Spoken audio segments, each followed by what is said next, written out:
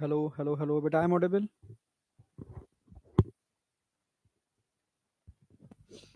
बेटा, I am audible? Yes. Good afternoon, good afternoon. Radhe Radhe बेटा। Good afternoon. शुभ संध्या सर। शुभ संध्या बेटा।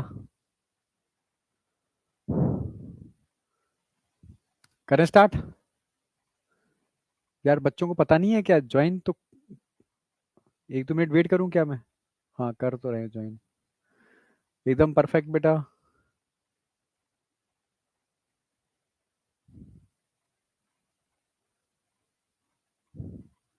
बेटा क्लास तो मैंने आपको अनाउंस कर दी थी ना पहले, कि इस चैप्टर का 1-1.5 घंटे का पार्ट थोड़ा सा बचा हुआ है। ठीक है, मैं इस वीक में ही एंड करा दूंगा। ओके। जिससे कि जब टेस्ट आएगा तो पूरा ह्यूमन रिप्रोडक्शन तुम दे पाओ। तो ये पहले से ही मेरा अनाउंसमेंट था, याद हो। अचानक से क्लास नहीं लगाई मैंने, अनाउंस कर दिया था आपको। और कल लाइव आया था, उसमें भी मैंने बताया था कल मेरी क्लास रहेगी।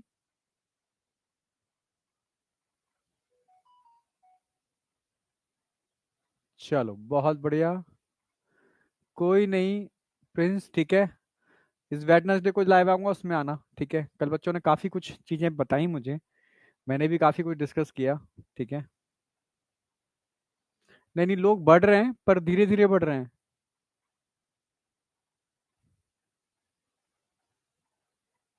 ठीक है, आई एम फाइन बेटा। स्टार्ट कर रहा हूँ मैं, ठीक है। क्योंकि वही मैं 1-1.25 घंटा मैक्सिमम यूज करना चाह रहा हूँ आपका, जिसके अंदर ये बहुत इंपॉर्टेंट कंसेप्चुअल टॉपिक तुम्हारा ब्रेन में सेट कर पाऊं, ठीक है। तो दो छोटे छोटे टॉपिक है। पहला टॉपिक है प्लेसेंटा। प्लेसेंटा समझते हो? जो बच्चे को मदर से जोड़ता है, कनेक्टिंग यूनिट है, वो प्लेसेंटा है, ठीक है। हाँ। विजिबल नहीं हूँ? विजिबल तो हूँ यार।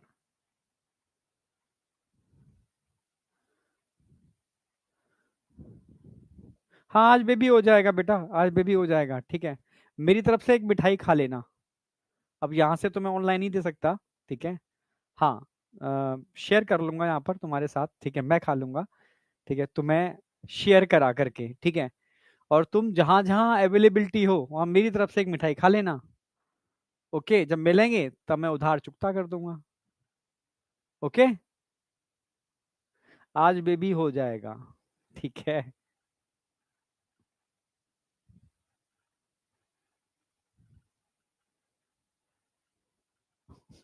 बंटवाना नहीं है, अब डिपेंड तुम पे करता है ना। तुम्हें कितनी खुशी है उस बेबी की, ठीक है। जितनी खुशी हो उसके हिसाब से तुम उसको बंटवा भी सकते हो, खा भी सकते हो, ठीक है। मोहल्ले पड़ोस में भी बंटवा सकते हो, वो तुम पे डिपेंड करता है, ठीक है। ओके। 1 मिनट ये भाई साहब।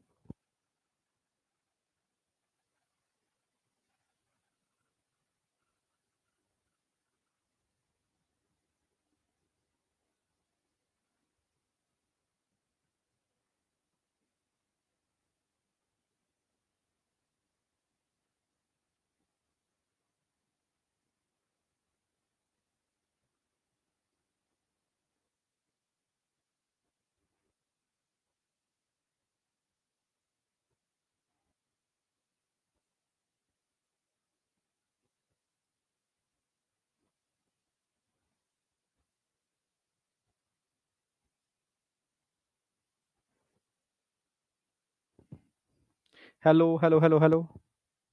हाँ चलो स्टार्ट करते हैं, ठीक है। मैंने कहा ना, जितनी तुम्हें खुशी हो उसके हिसाब से तुम मिठाई बंटवा लेना, ठीक है। खा लेना, बंटवा लेना, जो भी है।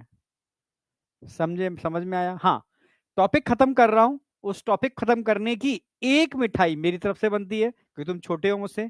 टॉपिक खत्म हो रहा है तो मतलब चैप्टर खत्म हो रहा है, एक मिठाई मेरी तरफ से। बात बाकी की तुम्हारे ऊपर है, ठीक है। तुम कितने खुश हो? समझ गए, चलो आ जाओ। तो आज का टॉपिक देख लो क्या क्या है, चैप्टर एंड कर रहे हैं यहाँ पर हम। लैक्टेशन हम करा चुके हैं, प्लेसेंटा, जेस्टेशन और पार्चुरेशन, ये 3 टॉपिक हमें कराने हैं, ठीक है। फिर से बोल दे रहा हूं मैं एक बार।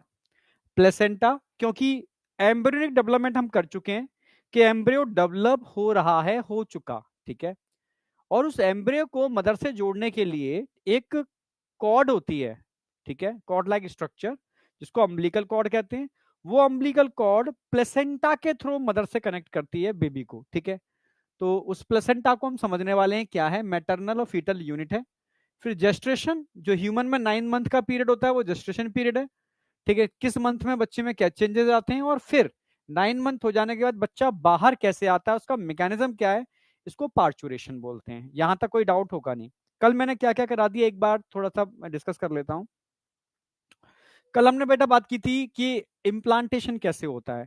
तो इम्प्लांटेशन के लिए मैंने बताया था बेटा पूरी स्टेजेस होती है। क्लीवेज की भी बात की थी मैंने। Cleavage is the rapid mitotic division जिसके अंदर G1 G2 यानी ग्रोथ फेज नहीं होती, यानी यहां पर डीएनए का डुप्लीकेशन होता है और सेल का डिवीजन होता है, ठीक है।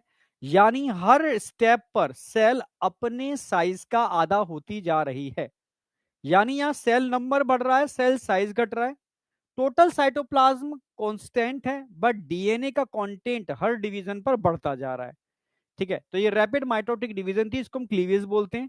इस क्लीवेज के थ्रू जो छोटे छोटे नन्हे नन्हे सेल बनते हैं, इन सेल्स को हम ब्लास्टोमियर्स बोलते हैं। क्या बोलते हैं? ब्लास्टोमियर्स। फिर मैंने बताया था जब तक सेल बनते हैं और सॉलिड बॉल बनती है, सॉलिड बॉल 8 सेल वाली स्टेज भी होती है, सॉलिड बॉल 16 सेल वाली स्टेज भी होती है, इसको मॉरूला बोलते हैं। बस 16 के बाद कोई सॉलिड बॉल स्टेज नहीं होती, ठीक है। यानी 16 सेल के बाद अंदर एक कैविटी बन जाती है जिसको ब्लास्टोसील बोलते हैं, और इस स्टेज को ब्लास्टुला बोलते हैं, ठीक है। ब्लास्टुला स्टेज तक, ठीक है, जोना पेलिसोडा प्रेजेंट होती है। अब ब्लास्टुला, मॉरुला से ब्लास्टुला, ब्लास्टुला ब्लास्टोसिस्ट में कन्वर्ट होता है ना, तब जोना पेलिसोडा हट जाती है। इस पूरी मैकेनिज्म को मैंने एक टर्म दिया था हैचिंग, याद हो।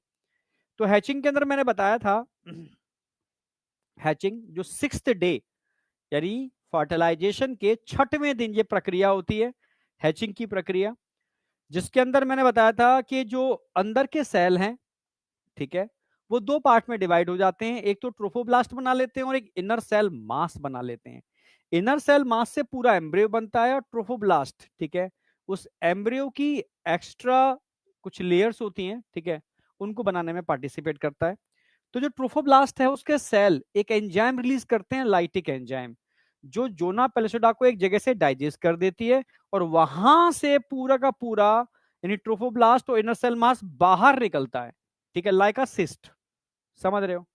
उस समय एक्सीडेंटली अगर एक भी इनर सेल मास की सेल उससे अलग हो जाती है, एक सिंगल सेल भी, तो एक नया नया एम्ब्रियो बन जाता है उससे, क्योंकि टोटली टोटीपोटेंट सेल्स हैं वो, यानी 100% ऐसे स्टेम सेल्स हैं जो पूरे एम्ब्रियो को बनाने में सक्षम है।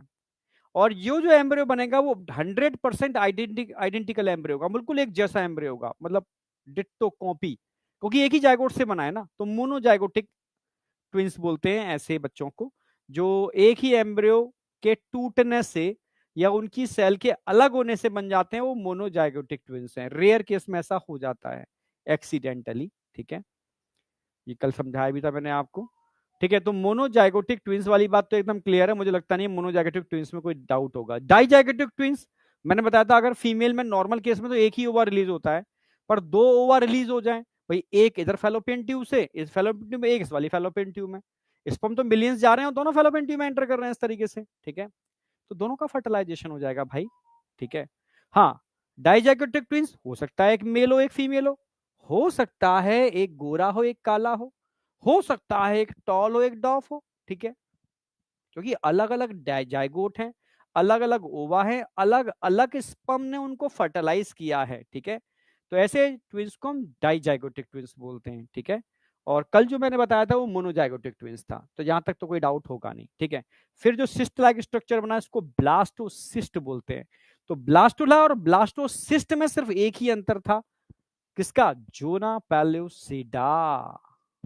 समझे? हाँ, डाइजाइगोटिक ट्विंस, ठीक है। तो डाइजाइगोटिक और मोनोजाइगोटिक क्लियर है, और ये भी आपको क्लियर है। अच्छा, एक चीज तुमने देखी होगी, कभी न्यूज में देखा होगा, एक दो बच्चे हैं जो जुड़े हुए हैं, ठीक है, सर जुड़ा हुआ है, पेट जुड़ा हुआ है, कहीं कहीं बच्चे दो हैं उनका हार्ट एक ही है, बच्चे दो हैं उनके पैर दो ही हैं, 4 की जगह, आधा रिमेनिंग पार्ट 2 पार्ट में डिवाइड है, इसको सियामीज ट्विंस कहते हैं। ये सियामीज का मतलब एक जगह थी जहां पहला ऐसा बच्चा देखा गया था। जैसे मानो जो दूसरी सेल अलग हो रही है ना, बताया था मोनोजाइगोटिक में सेल अलग होती है, अलग होकर के एम्ब्रियो अलग बनना चाहिए, पर कभी कभी वो अलग ना होकर के वहीं चिपक के रह जाती है। तो अब दो एम्ब्रियो बनेंगे, पर जहां पर अटैच है वो वाला पार्ट चिपक जाएगा उनका। ठीक है, आप समझ रहे हो ना मेरी बात? जो पार्ट चिपका हुआ है उनका, अरे क्या हुआ ये, हाँ, जो पार्ट चिपका हुआ है इनका, ठीक है, अटैच है, वो कॉमन हो जाता है और रिमेनिंग दो पार्ट में डिवाइड हो जाता है वो। इसको सियामेज ट्विंस कहते हैं, क्योंकि एक मतलब एक न्यू ग्रोथ है वहां सियामेज, एक कुछ जगह थी, कुछ था, उसके बेस पर इसका नाम रख दिया गया।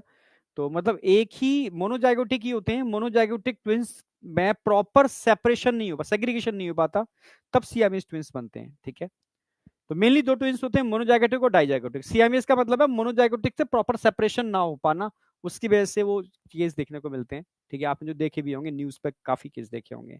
ठीक है, अब बताओ जहां तक कोई डाउट है। अब ब्लास्टोसिस्ट तैयार था इम्प्लांटेशन के लिए, मैंने बताया था ये ब्लास्टोसिस्ट 7 से लेकर 9 डेज के बीच में यूट्रस की एंडोमेट्रियम से चिपक जाता है, लाइटिक एंजाइम रिलीज करके अंदर पेनिट्रेट कर जाता है, और अंदर जाकर के जो एंडोमेट्रियम थी उसको चारों तरफ से कवर कर लेती है। इसको इम्प्लांटेशन बोलते हैं, और एंडोमेट्रियम को डेसिडुआ बोलते हैं।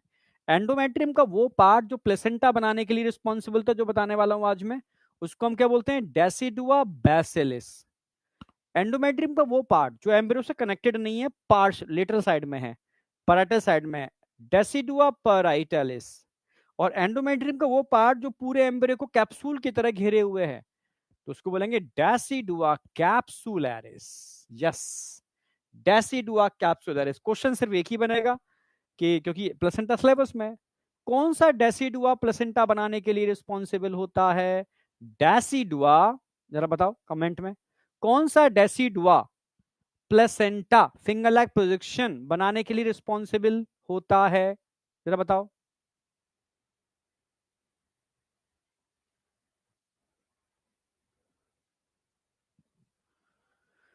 यस, सारे बच्चों को पता है, डेसिडुआ बैसिलिस, कैप्सुलरिस नहीं होगा।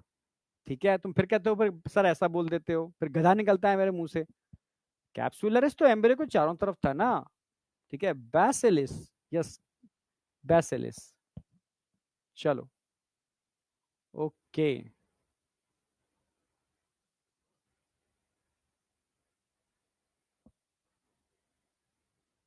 हाँ बेटा, प्रिंस बेटा, जो ट्रोफोब्लास्ट, ट्रोफोब्लास्ट कह सकते हो, ठीक है, या inner cell mass term use कर सकते हो, कि इनर सेल मास से अगर एक भी सेल अलग हो जाती है इनर सेल मास से, तो एक नया एम्ब्रो बना लेगी। ठीक है, इसको मोनोजैकेटिक ट्विंस बोलते हैं।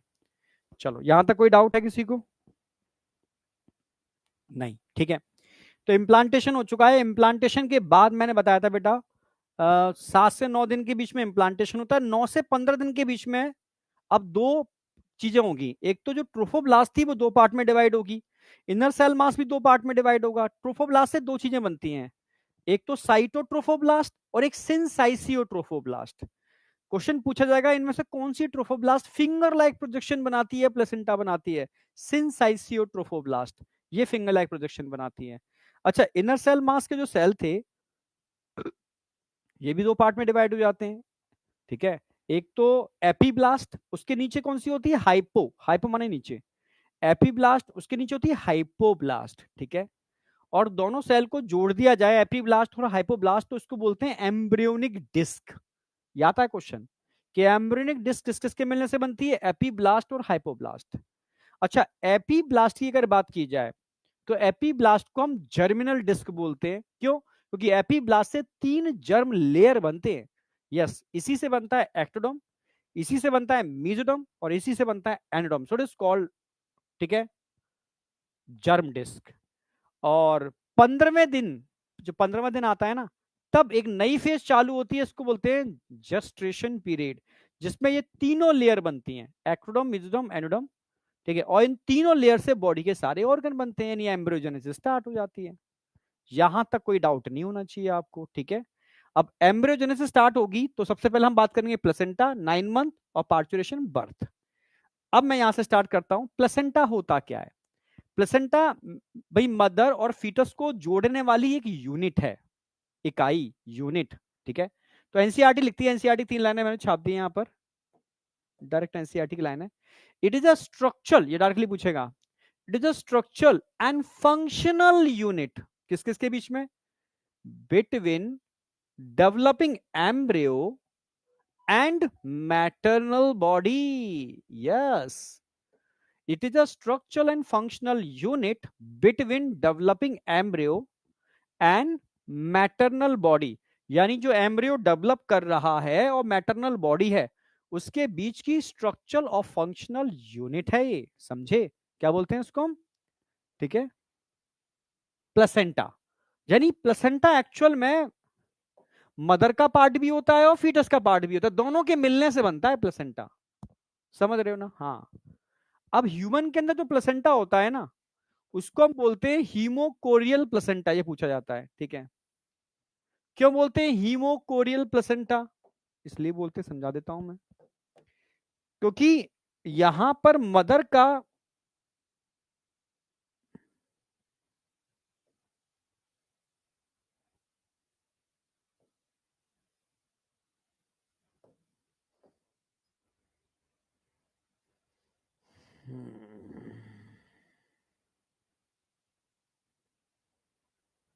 सिंपल समझाता हूं।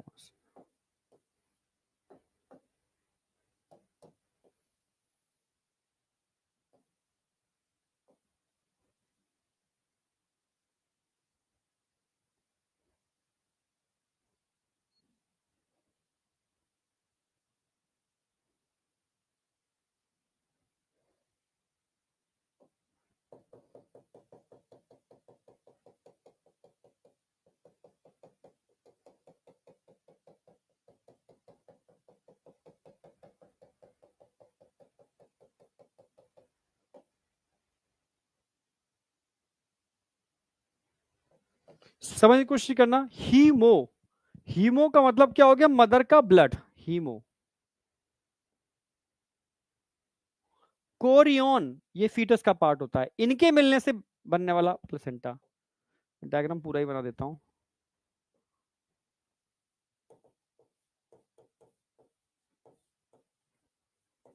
मैटरनल ब्लड, मदर का ब्लड,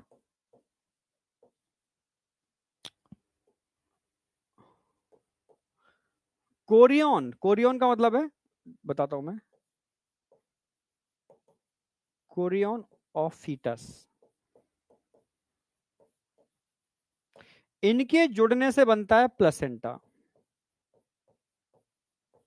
तो प्लेसेंटा मैटरनल ब्लड और फीटस की कोरियन के मिलने से बनता है, so it is called haemochorial placenta. तो उसको मैं समझाता हूं अलग से प्रॉपर डायग्राम बना के, इसमें नहीं आएगा डायग्राम, समझ पाए नहीं समझ पाए।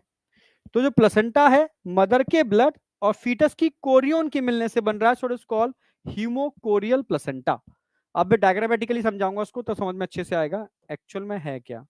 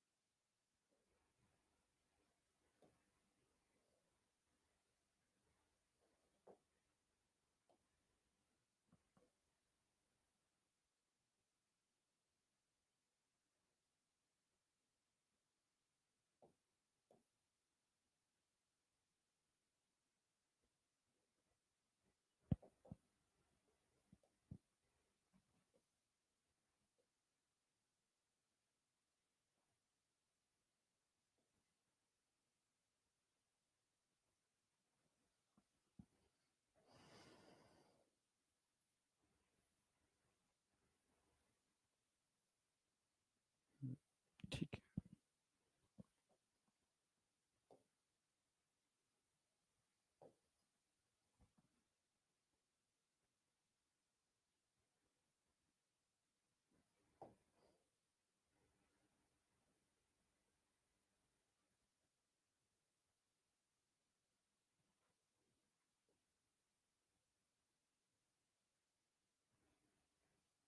हम्म,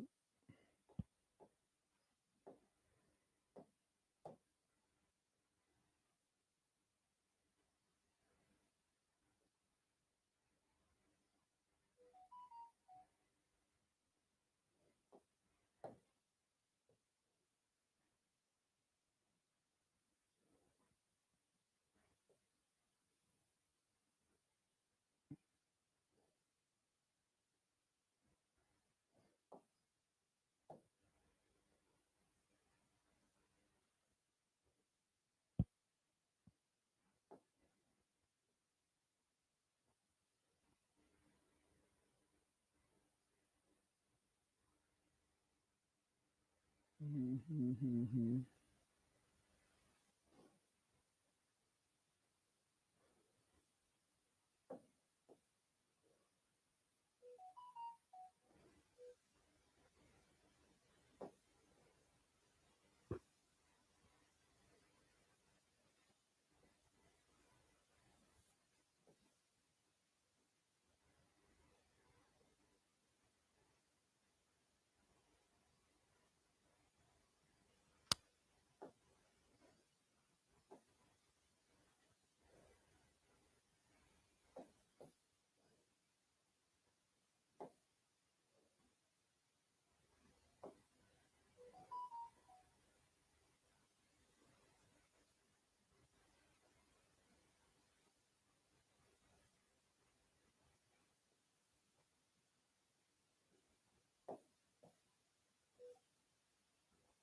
हम्म।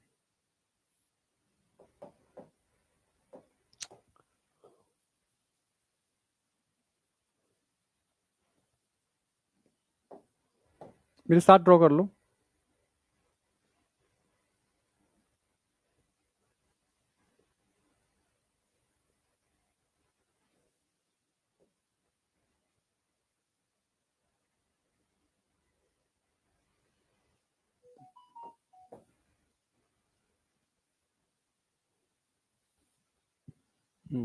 ठीक है।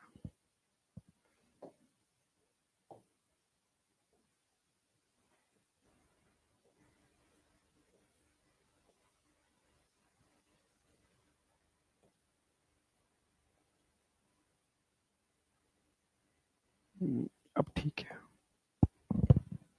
ठीक है। तो यहां पर हो क्या रहा है, यहां से डीऑक्सीजनेटेड ब्लड आ रहा है।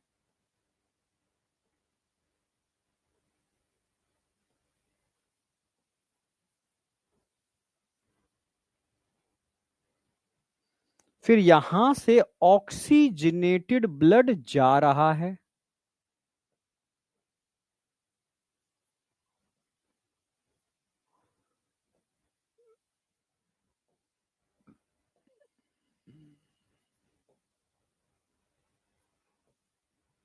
समझ रहे हो?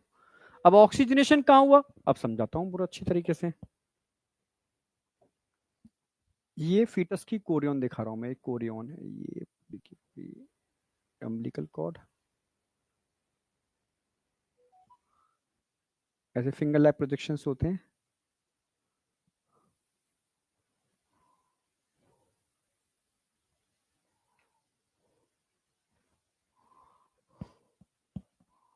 और ये जाकर के यहां बना देगी एम्ब्रियो।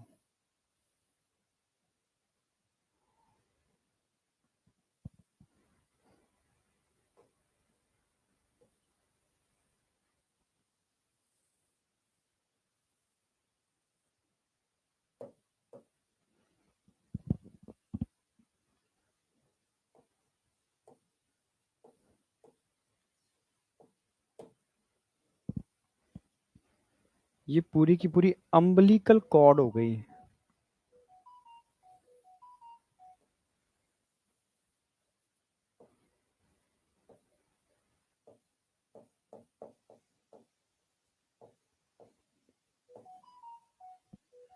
ठीक है। और ये पूरी की पूरी कोरियन है। फिंगर लाइक प्रोजेक्शंस होते हैं, कोरियोनिक विलाई है, पूरी कोरियन है, कोरियन। किससे मिलके बनी है? Decidua basalis. Decidua basalis, chorion of foetus. Chorion of foetus. ठीक है। और इन सब के बीच में कनेक्टिव टिश्यू है, दिखा देते हैं, थोड़ा सा फिल करके दिखा देता हूँ।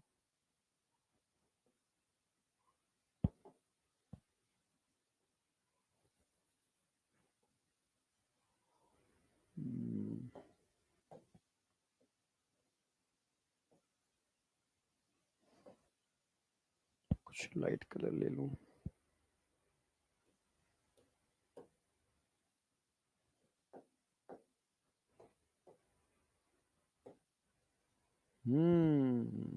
सही आ गया, बिल्कुल सही आ गया।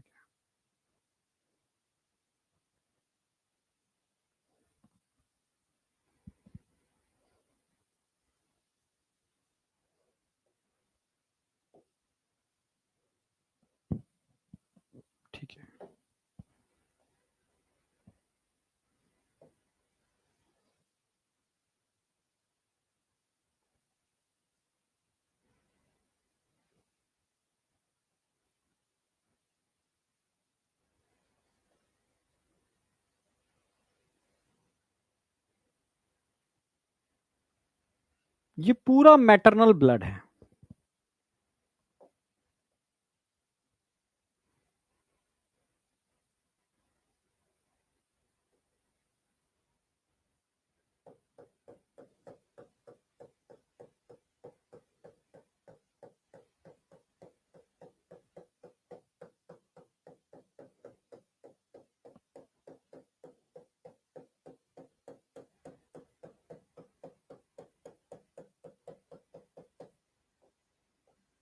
यानी ये पूरा मदर का पार्ट हो गया मैटरनल ब्लड।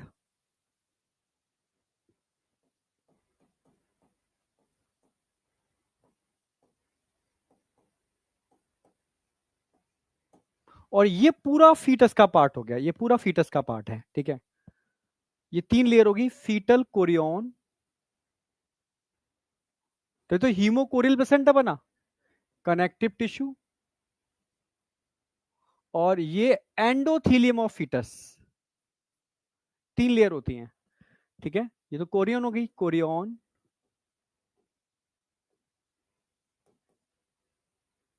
कनेक्टिव टिश्यू है,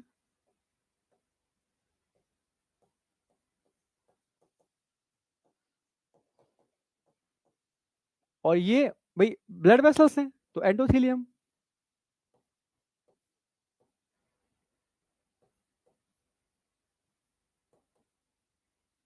ये तीनों पार्ट किसके? फीटस के। यानी फीटस के 3 बैरियर है, 3 बैरियर्स होते हैं, 3 बैरियर, 3 बैरियर होते हैं फीटस के, ठीक है। यानी ये दोनों के ब्लड के बीच में अगर मैं कहूं क्या डिफरेंस है, भाई यहां से चीजें डिफ्यूज होकर के इधर आ रही हैं, यहां से चीजें डिफ्यूज होकर के इधर आ रही हैं, समझ रहे हो ना मेरी बात। यहां से क्या चल रहा है? Diffusion of gases, diffusion of nutrient continue चल रहा है, ठीक है। तो यहां चल रहा है भाई, ये मदर का ब्लड है, मदर के ब्लड से ऑक्सीजन, न्यूट्रिएंट,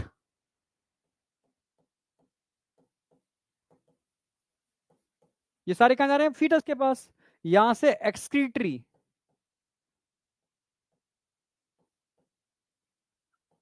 सब्सटेंस वापस कहां आ रहे हैं? मदर के ब्लड में। भाई बच्चे जब एम्ब्रियोनिक स्टेज होती है तब आपको पता है ना तो उसकी किडनी काम कर रही होती है ना उसके लंग्स काम कर रहे होते हैं, ठीक है।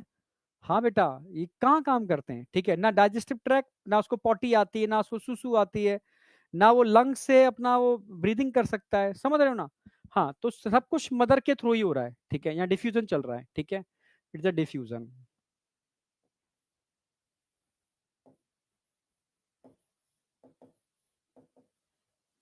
कितने बैरियर के बीच में डिफ्यूजन हो रहा है? 3 बैरियर, 3। किसके बैरियर है? फीटस के बैरियर है। ये बैरियर फीटस के, यानी फीटस का ब्लड और मदर के ब्लड के बीच में 3 बैरियर होते हैं, कनेक्टिव टिश्यू होते हैं, कोरियन होती है और एंडोथीलियम होती है। तभी तो मदर का ब्लड फीटस की कोरियन के कांटेक्ट में होता है, तब ये प्लेसेंटा बनता है, इसलिए इसको बोलते हैं हीमोकोरियल प्लेसेंटा। हीमोकोरियल प्लेसेंटा, समझे? हाँ, प्लेसेंटा बहुत सारे काम करता है बेटा, एंडोक्राइन ग्लैंड की तरह भी काम करता है, ठीक है। अभी आगे पढ़ने वाले हैं फंक्शन ऑफ प्लेसेंटा में, तो समझ में आ गया। तो इसलिए इससे प्लेसेंटा को हम हीमोकोरियल प्लेसेंटा बोलते हैं, जो मैटरनल ब्लड यानी मैटरनल पार्ट भी है इसके अंदर और फीटस का पार्ट भी है इसके अंदर, ठीक है। मदर और फीटस के मिलने से जो कनेक्शन बनता है ये है प्लेसेंटा। ये पूरा का पूरा क्या है? ये प्लेसेंटा।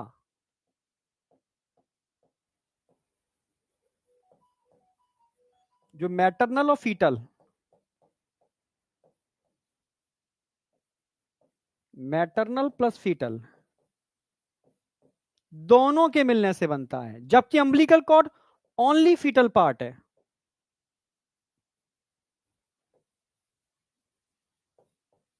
इसमें मदर का कुछ है ही नहीं भाई। प्लेसेंटा को एम्ब्रियो से जो कनेक्ट करता है वो है अम्बिलिकल कॉर्ड, और समझ रहे हो, अम्बिलिकल कॉर्ड को मतलब एम्ब्रियो और मदर के बीच में जो कनेक्शन कर रहा है वो प्लेसेंटा है, समझ में आ गया। तो अम्बिलिकल कॉर्ड ओनली फीटस का पार्ट है, पार्ट ओनली, ठीक है, फीटल पार्ट। ये मैटरनल फीटल दोनों के मिलने से बन रहा है, 3 बैरियर हो गए, ठीक है। यहां तक कोई डाउट नहीं होने चाहिए, ठीक है? यहां तक कोई डाउट है तो बताओ। 3 बैरियर होते हैं बेटा। जो यहां पर आपको वेन दिख रही है ना, ये अम्बिलिकल वेन है, समझ रहे हो? अम्बिलिकल, सॉरी उल्टा है यहां पर, लिख देता हूं। जो रेड कलर की दिख रही है ना, ये अम्बिलिकल वेन है, पर इनमें ऑक्सीजनेटेड ब्लड होता है। जो ग्रीन कलर की दिख रही है वो आर्टरी है, पर डीऑक्सीजनेटेड ब्लड होता है, अम्बिलिकल आर्टरी। यहां पर बिल्कुल जैसे पल्मोनरी आर्टरी पल्मोनरी वेन में होता है, वैसे ही यहां पर होता है। अम्बिलिकल वेन में ऑक्सीजनेटेड ब्लड होता है और अम्बिलिकल आर्टरी में डीऑक्सीजनेटेड ब्लड होता है। समझे? ये एक्सेप्शनल केस है, ठीक है? कोरियन, कोरियन बेटा, जो कोरियोनिक विलाई जो ट्रोफोब्लास्ट के डिवीजन से बनती है, ठीक है भाई? कोरियन कौन है? ट्रोफोब्लास्ट है। कौन सी ट्रोफोब्लास्ट? सिंसाइसियो ट्रोफोब्लास्ट, उसको कोरियन बोलते हैं। अब बताओ ये समझ में आया नहीं आया? क्या है प्लेसेंटा, क्या है अम्बिलिकल कॉर्ड, दोनों में अंतर क्या है?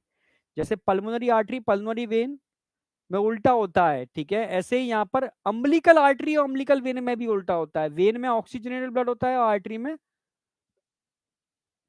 डीऑक्सीजनेटेड ब्लड होता है। अब बताओ यहां तक कोई डाउट है किसी को?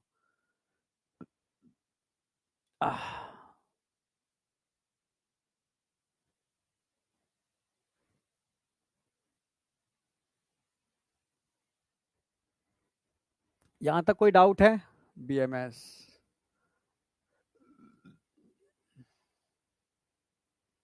मीन्स माँ एक दुनिया है। हाँ बेटा, माँ एक दुनिया है।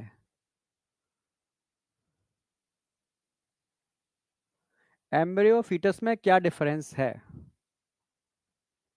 देख बेटा, जब तक डिफरेंशिएशन नहीं होता, इनिशियल स्टेज स्ट्रक्चर होता ना, जब ऑर्गन नहीं बने होते, तब तक उसको एम्ब्रियो बोलोगे, इनिशियल कंडीशन जो है। जब उसमें 3 महीने फर्स्ट ट्राइमेस्टर गुजर जाता है, सारे ऑर्गन बन जाते हैं, समझ रहे हो, तब उसको आप फीटस बोलोगे। अब तो फीटस बन चुका, समझ रहे हो? हाँ, फीटस है। और बच्चा होता है, ठीक है, वो तो जन्म लेने के बाद जो बाहर आता है वो बच्चा है।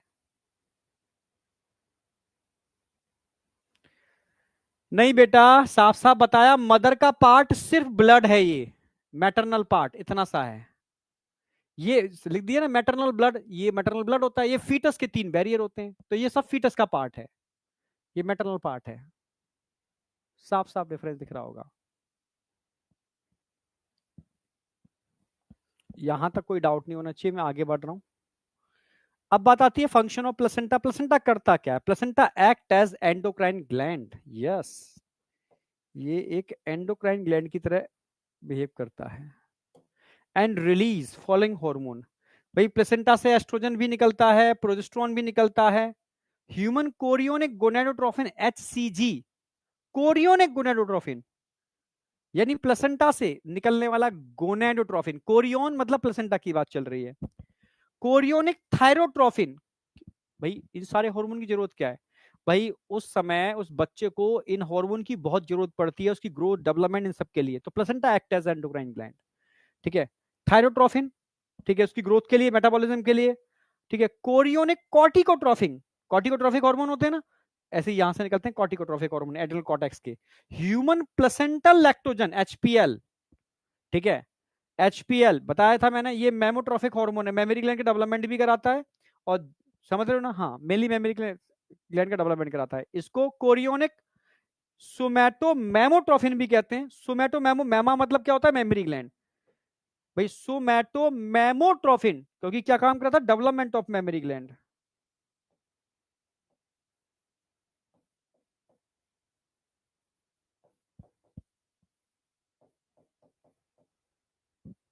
Development of memory gland,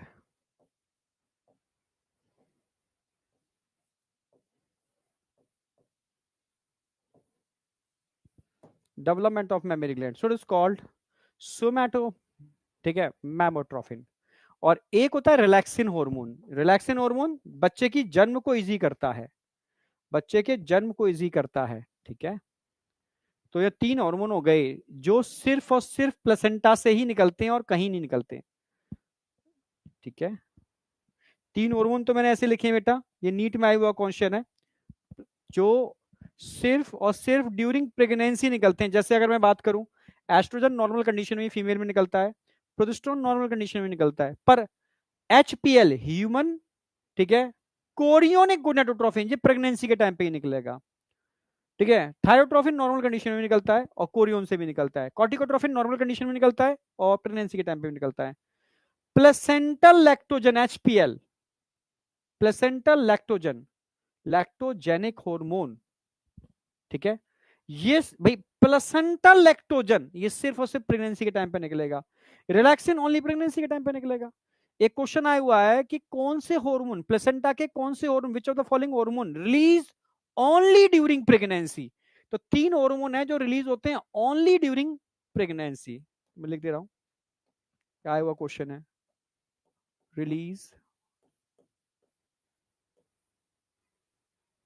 only during pregnancy.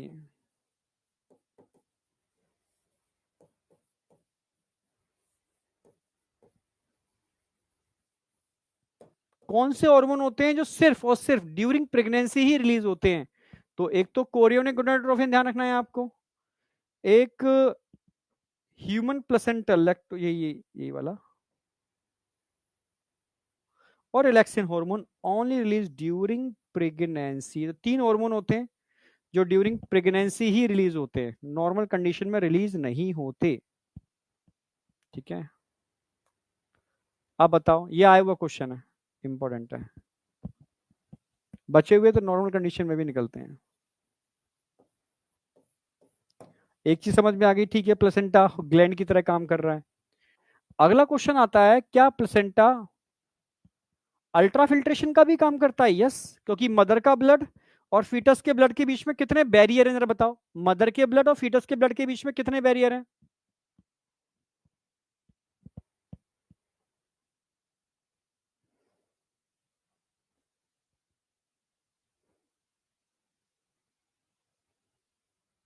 Mother के ब्लड और फीटस के ब्लड के बीच में कितने बैरियर हैं?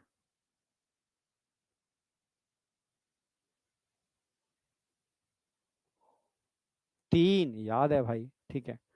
तो मदर के ब्लड और फीटस के ब्लड के बीच में 3 बैरियर होते हैं, ठीक है, यानी कहीं ना कहीं अल्ट्रा फिल्ट्रेशन का भी काम कर रहा है, अल्ट्रा फिल्ट्रेशन का भी काम कर रहा है।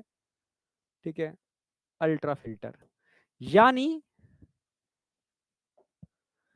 सॉल्युबल इनऑर्गेनिक ऑर्गेनिक मटेरियल, ठीक है, न्यूट्रिएंट्स, हॉर्मोन्स, गैसेस, एंटीबॉडी, इन सब के ट्रांसपोर्ट में हेल्प करता है। ठीक है, समझ रहे, antibody against diphtheria, small pox, measles can pass from mother to fetus. इसके अलावा वायरस कुछ होते हैं, ये भी मदर से बच्चे में जा सकते हैं। बच्चा अगर यूट्रस में और मदर को इन्फेक्शन हो जाए तो रूबीला वायरस जो होता है ना, ये प्लेसेंटा को क्रॉस कर लेता है, जर्मन मीसल्स के लिए रिस्पॉन्सिबल होगा। ठीक है, अगर मदर प्रेग्नेंट है और वो कुछ दवाइयां खाती है, ड्रग्स लेती है, तो ऐसी कोई भी दवा, ऐसी कोई भी ड्रग्स जो बच्चे को एबनॉर्मल कर दे, उसको टेराटोजन बोलते हैं। इन केमिकल्स को हम टेराटोजन बोलते हैं। तो टेराटोजन में cause mall formation in developing embryo, जो एम्ब्रियो डेवलप हो रहा है उसमें ये माल फॉर्मेशन करने का भी काम, माल फॉर्मेशन का मतलब है उसको एबनॉर्मल बना देना, उसको बेकार कर देना, समझे?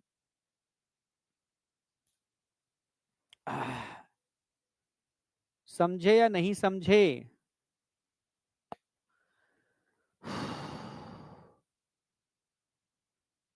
यहां तक कोई डाउट?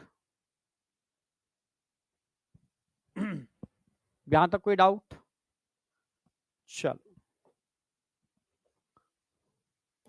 यानी एक बार फिर से बता दे रहा हूं, प्लेसेंटा मैटरनल और फीटल दोनों के मिलने से बनता है, दोनों के बीच की कड़ी है, इसको हीमोकोरियल प्लेसेंटा कहते हैं, जो ह्यूमन में होता है, क्योंकि मैटरनल ब्लड फीटस की कोरियोन के डायरेक्ट कांटेक्ट में होता है। मैं दिखा भी दिया, ठीक है, यहां पर आपको ये अम्बिलिकल कॉर्ड देखने को मिल रही है। अच्छा, अम्बिलिकल आर्टरी, अच्छा, इसको ऐसा भी कर सकते हैं, ग्रीन ब्लड ऐसे आएगा और ऐसे जाएगा ऑक्सीजनेटेड ब्लड। अच्छा, कलर थोड़ा चेंज कर लो यार, कलर चेंज कर लो थोड़ा सा। हाँ, हो पाएगा कलर चेंज क्या?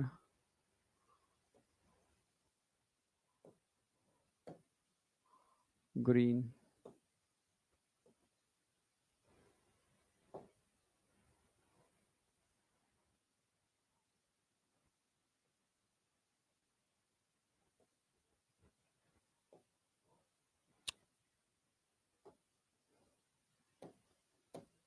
रेड।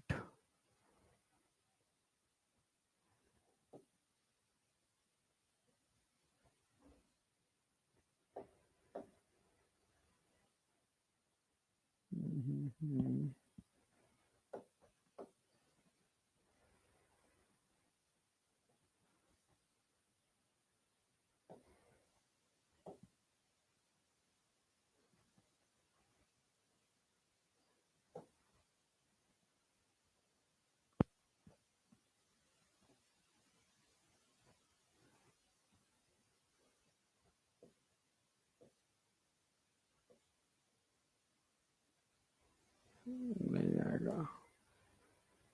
क्लास बोलो।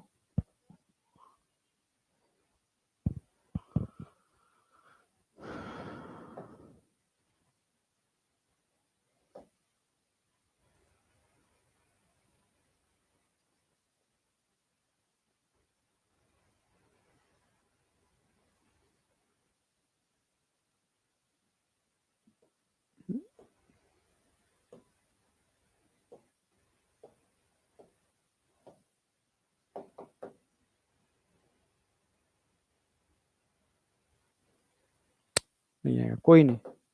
एक चीज थोड़ा कर लो, वैसे जरूरत नहीं है इन चीजों की, लेकिन फिर भी कर लो।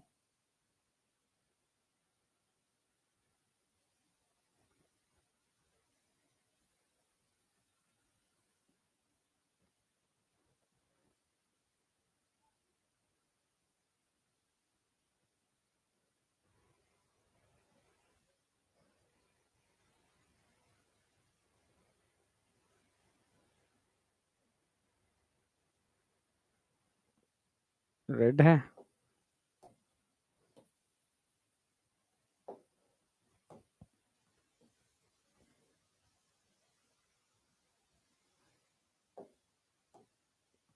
फिर भी कर लो। ग्रीन है।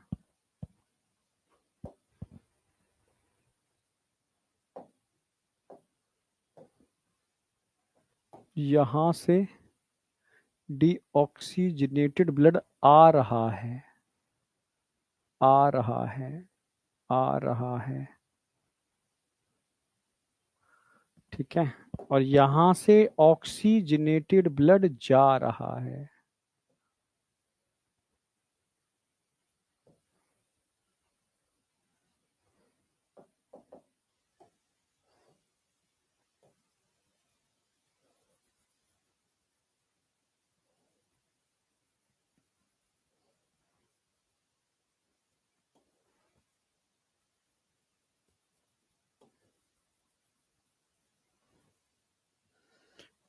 ठीक है, यहां से डीऑक्सीजनेटेड ब्लड जो लाने वाली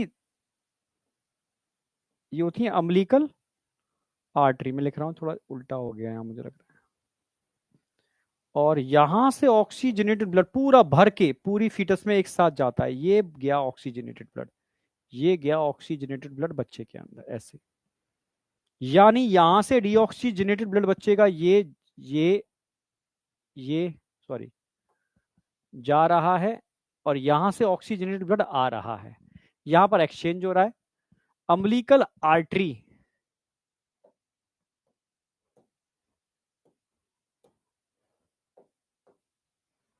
अम्लीकल आर्टरी, ये आर्टरी है ना, आर्टरी दो होंगी, ये ग्रीन ग्रीन वाली आर्टरी है।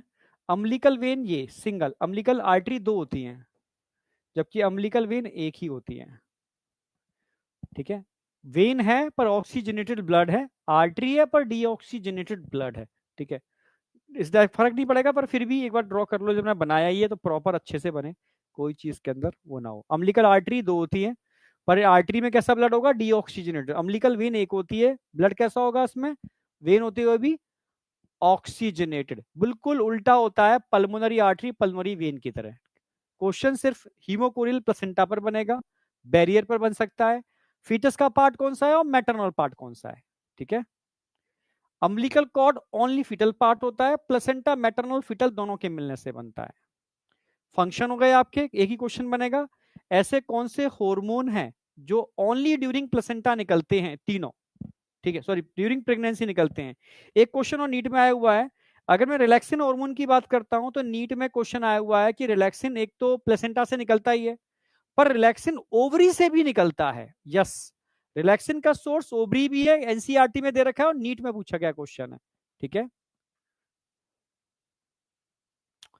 और अल्ट्रा फिल्ट्रेशन कर ही रहा है, इन सब चीजों के ट्रांसपोर्ट के लिए रिस्पॉन्सिबल है। कुछ केमिकल और वायरस भी प्लेसेंटा के थ्रू मदर से फीटस में जा सकते हैं। ये कंप्लीट हो गया प्लेसेंटा, ठीक है। किसी को नोट करना है तो कर लो, ठीक है। अब हम बात करेंगे जेस्टेशन पीरियड, छोटा सा ये लेयर ऑफ डिफ्यूजन 3 हो गए ना बेटा। बैरियर बोलो या लेयर ऑफ डिफ्यूजन बोलो, एक ही बात है, एक ही बात है। बैरियर बोल दो, लेयर ऑफ डिफ्यूजन बोल दो, एक ही बात है। मैंने बैरियर लिख दिए, 3 बैरियर।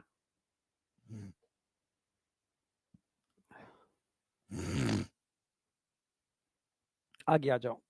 अब आता है, ठीक है, ये अम्बिलिकल कॉर्ड हो गई, आप समझ ही रहे हो कि अम्बिलिकल कॉर्ड तो डायग्राम में दिखा दिया है मैंने, ठीक है। ये प्लेसेंटल विलाई हो गए, बात बाकी का तो खैर सिंपल है। जेस्टेशन पीरियड देखा होगा, जब कोई मदर डॉक्टर के पास जाती है फर्स्ट चेकअप कराने के लिए, डॉक्टर एक डेट देता है कि आपको इस डेट पर, ठीक है, लेबर पेन इंड्यूस होंगे और आपको डिले नहीं करना है, आपको कहीं किसी दूसरी जगह नहीं जाना है, आपको इसी शहर में रहना है, हॉस्पिटल के नजदीक रहना है, ठीक है। इस जो डेट दे रहा हूं इसी के आसपास लेबर पेन इंड्यूस हो जाएंगे। तो डॉक्टर किस बेस पर डेट दे देता है, जरा बता सकते हो क्या? जरा बताओ। एबनॉर्मल के बारे में तो खैर अब तुम क्या समझोगे, जैसे तुमने देखा होगा ना कि अब तुम्हारे घर में कभी कोई प्रेगनेंसी का केस हुआ हो तो तुम समझते होगे, वैसे नहीं समझोगे, इतना तुम नहीं समझते हो। जब मदर स्टार्टिंग का जो 3 मंथ होता है, मदर का जब प्रेगनेंसी कंसीव करती है, डॉक्टर बहुत केयर के लिए बोलता है शुरू के 3 महीने आपको बेड रेस्ट लेना है, कुछ भी नहीं खाना, मतलब कोई सर दर्द की दवा है वो भी नहीं खानी है आपको, ठीक है।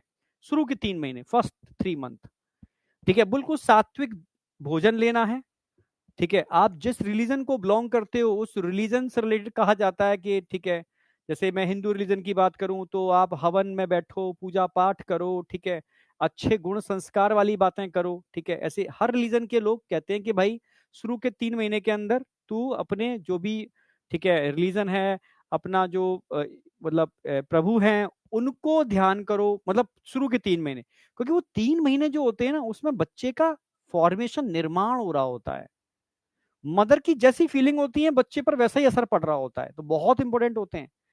तभी तो कहते हैं कितना भी दर्द हो मदर को कहा जाएगा तुझे दर्द की गोली नहीं लेनी, कोई दवा नहीं लेनी तुझे शुरू के 3 महीने के अंदर, ठीक है।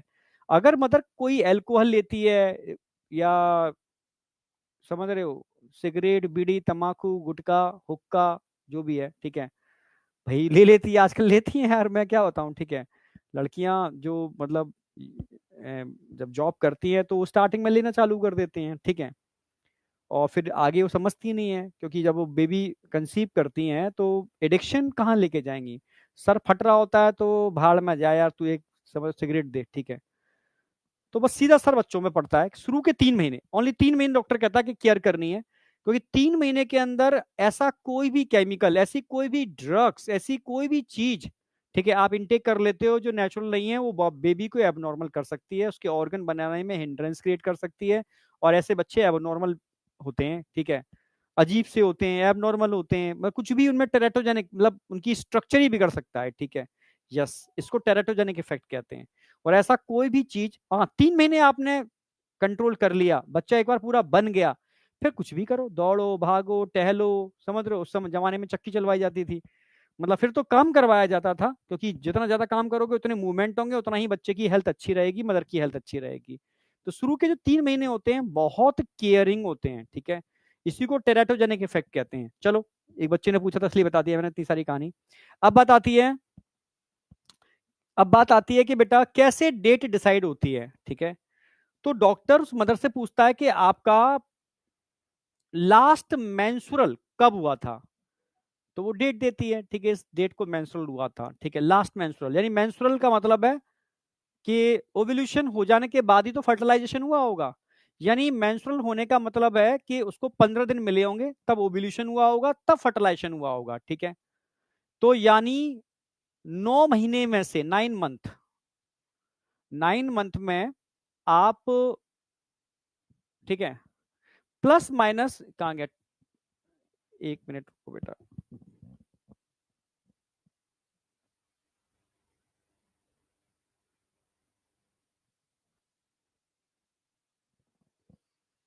ठीक है। तो जैसे 9 मंथ, अच्छा दे तो रखा है इन्होंने, 9 मंथ का समय होता है प्रेगनेंसी का, 38 वीक भी कह सकते हो। दिन में कन्वर्ट करोगे तो 264 दिन होते हैं, समझ रहे, 264 दिन होते हैं, ठीक है। 9 मंथ है। अब 9 मंथ में 14 दिन जोड़ने पड़ेंगे आपको। क्यों जोड़ने पड़ेंगे? क्यों जोड़ने पड़ेंगे? क्योंकि 9 मंथ में 14 दिन इसलिए क्योंकि वो अपना लास्ट मेंस्ट्रुअल होता है कि इस डेट को मेंस्ट्रुअल मेरा हुआ था, उसके बाद 14 दिन बाद ही तो फर्टिलाइजेशन हुआ होगा, समझ रहे हो। तो उस डेट से 280 days from the last menstrual, यानी आप इसमें 14 दिन जोड़ दोगे तो कितना आएगा, 280 आएगा। 14 दिन क्यों जोड़े? क्योंकि उसका मेंस्ट्रुअल जिस दिन एंड हुआ होगा उसके बाद अगेन नई साइकिल चालू हुई होगी, ठीक है। 14 दिन तक, 14 दिन बाद ओव्यूलेशन हुआ होगा, तब बच्चा कंसीव किया होगा।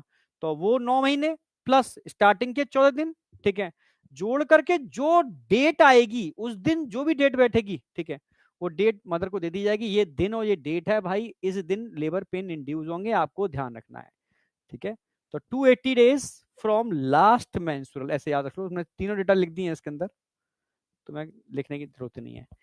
अब इस 9 मंथ के पीरियड को हमने 3 ट्राइमेस्टर में डिवाइड किया है। कितने में? 3 ट्राइमेस्टर में। एक ट्राइमेस्टर के अंदर 3 महीने होते हैं, तो 3 ट्राइमेस्टर में 9 महीने होंगे। तो पहले ट्राइमेस्टर में क्या क्या होगा, दूसरे ट्राइमेस्टर में क्या होगा, तीसरे ट्राइमेस्टर में क्या होगा, ठीक है। तो कुछ पॉइंट्स पहले और सेकंड दूसरे ट्राइमेस्टर के इंपॉर्टेंट है, क्योंकि थर्ड ट्राइमेस्टर में सिर्फ डेवलपमेंट होता है, कोई चेंज नहीं होता। तुमने देखोगा जब डॉक्टर मदर पहला चेकअप कराने जाती है तो डॉक्टर चेक करता है कि ग्रोथ रोथ ठीक ठाक है, हार्ट की आवाज प्रॉपर आ रही है नहीं आ रही है। पहले महीने का जो चेकअप होता है फर्स्ट मंथ, तो फर्स्ट मंथ के अंदर डॉक्टर सिर्फ देखता है हार्ट प्रॉपर बना है या नहीं बना, हार्ट की साउंड बच्चे की आ रही है या नहीं आ रही। The first sign of growing the first sign of growing fetus may be notice by listening to heart sound. किसके थ्रू? स्टेथोस्कोप, जो तुम्हारा ड्रीम है, ठीक है। तो स्टेथोस्कोप के थ्रू डॉक्टर मदर के यूट्रस में बेबी के हार्ट की साउंड सुनता है, जो इंडिकेटर है कि बच्चा ठीक ठाक है, ग्रोथ कर रहा है। ये पहले मंथ का नहीं, पहले मंथ में हार्ट बन जाता है, पहले मंथ में हार्ट बन जाता है पहला ऑर्गन। दूसरे मंथ में क्या होता है, ठीक है, बच्चे के लिम्स और डिजिट्स यानी अंगुलियां बन जाती हैं, हाथ पैर और अंगुलियां बन जाती है दूसरे मंथ के अंदर। हाँ, थर्ड मंथ बड़ा इंपॉर्टेंट होता है, यहां सब कुछ बन जाता है, ठीक है। By the end of 12 week first trimester most of the major organ system are formed, ठीक है। लिम्स बन जाते हैं, एक्सटर्नल जेनाइटेलिया बन जाते हैं, ठीक है, सब कुछ बन जाता है। मतलब तीसरे महीने के अंदर बच्चा पूरा तैयार हो जाता है, बस यहीं तक केयर करनी होती है, उसके बाद की चिंता नहीं है कोई, ठीक है। तो क्लियर बिल्कुल, यहां तक कोई डाउट नहीं होगा। हाँ, सेकंड ट्राइमेस्टर, भाई सेकंड ट्राइमेस्टर का जो 5वां मंथ होता है, फिफ्थ मंथ, बहुत क्रूशियल होता है। देख, मूवी में देखा होगा, बच्चा लात मार रहा है, यानी बच्चे का रोटेशन चालू हो जाता है, उसके मूवमेंट चालू हो जाते हैं, ठीक है। द फर्स्ट मूवमेंट, क्वेश्चन आएगा, the first movement of fetus and appearance of hair on the head,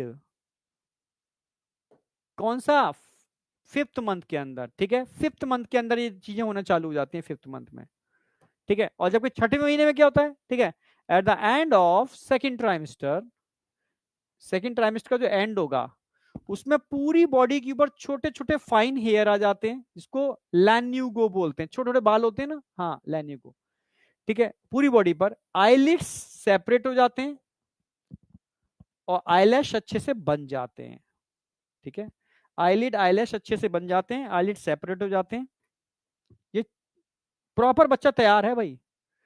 last trimester में कुछ नहीं होता, सिर्फ बच्चे का डेवलपमेंट होता है, समझ रहे हो। कभी कभी देखा होगा 7वें महीने में भी बच्चा जन्म ले लेता है और ठीक ठाक होता है, ठीक है, क्योंकि 2 ट्राइमेस्टर में बच्चा पूरा बन चुका है, तीसरे ट्राइमेस्टर में तो मैच्योर होता है, पकता है।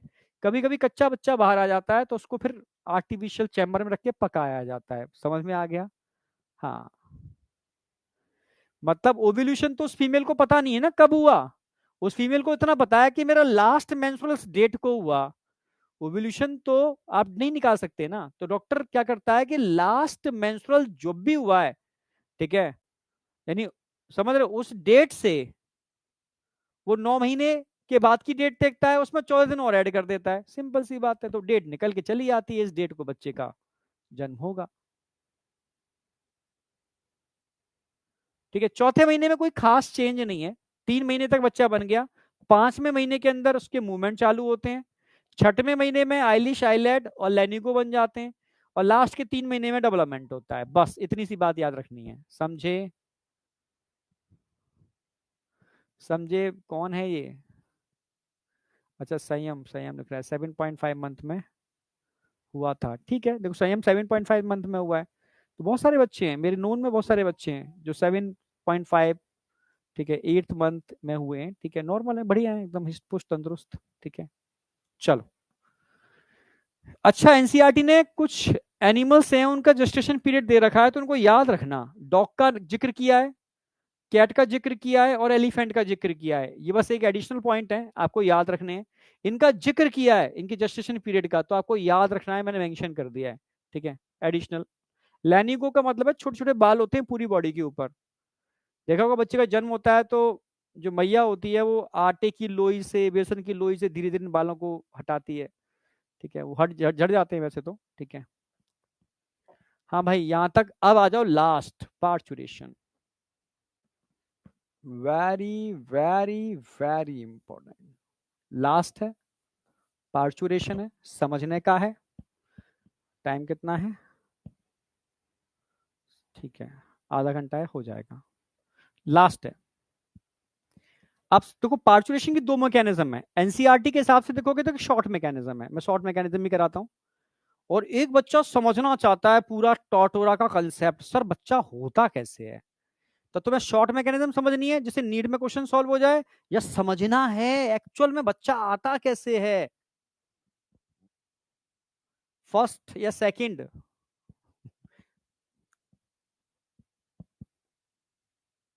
समझना है, अच्छा, समझो, आ जाओ समझाता हूँ, पे एनसीईआरटी छोड़ो, अब समझाता हूँ मैं अच्छे से, यहाँ आ जाओ।